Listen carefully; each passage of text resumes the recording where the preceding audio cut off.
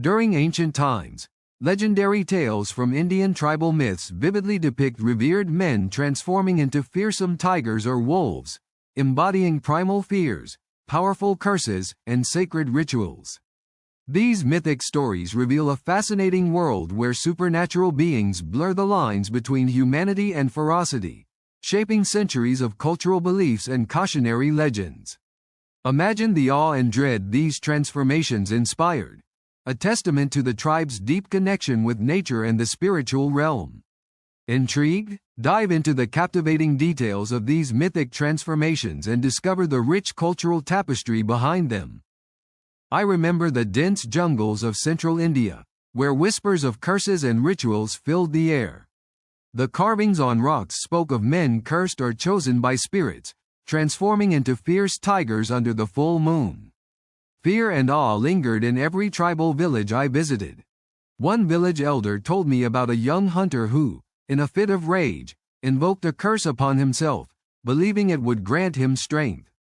That night, he vanished into the darkness, his form said to have shifted into that of a tiger, prowling forever beneath the stars. I saw the marks of claws on trees, symbols of men who had become beasts, either through curses or rituals meant to invoke supernatural power. It struck me how these stories blurred the lines between human anger and spiritual transformation. The fear was palpable during the full moon festivals when villagers whispered about shape-changers stalking the shadows, bound by ancient rites or cursed by vengeful spirits. They believed these creatures embodied rage that could no longer be contained. During a ritual dance, I watched shamans invoke spirits, and I sensed the thin boundary between human and beast. They believed the curse could be a sacred power or a punishment, shaping destinies they could neither control nor fully understand.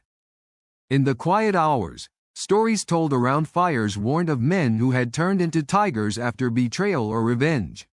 The transformation was seen both as a punishment and as a warning, proof of the supernatural's grip on mortal lives. Once, I came across fur and claw markings near a suspected cursed site.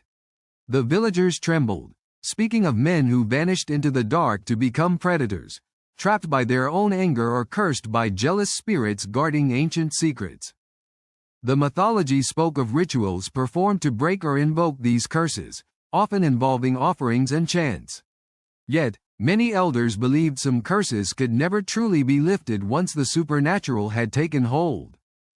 I listened to a story of a tribal shaman who claimed that some men were chosen by spirits to become protectors, transforming temporarily into tigers to defend their people.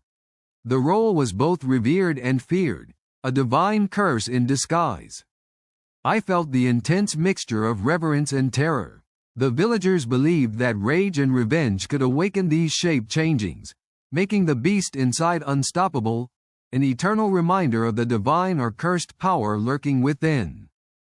During a full moon, I saw villagers prepare offerings to ward off these shape-changers, protecting themselves from cursed men who might yet become predators or victims of their own wrath, the boundary between human and beast so fragile. The stories passed down spoke of men cursed by jealous spirits whose wrath turned them into wolves or tigers, forever hunting in the shadows. These tales acted as warnings: control your rage, or be consumed by it. I came to understand these myths weren't just stories but a reflection of deep fears: losing oneself, succumbing to primal rage, or being punished by unseen forces beyond human control. Every curse was a mirror of the human soul's darkness. Walking through the villages, I could still feel the weight of history, those age-old curses woven into the land, as if the spirits of animals still watched and judged, waiting for the next rage to awaken the beast. The stories haunted me. To believe that such curses and transformations were rooted in truth or divine justice challenged my understanding of justice, morality, and the supernatural, bound forever by those ancient fears. In many ways, these myths serve as warnings, urging restraint and respect for the spiritual world. Yet, I could see the lingering sorrow. Men forever haunted by their own rage, transformed into symbols of wrath they could not escape. These tales of shape-changers reveal the fragile line separating humans from beasts, a line blurred by strong emotions, curses, and rituals. To witness this was to confront the primal forces that govern our fears and destinies.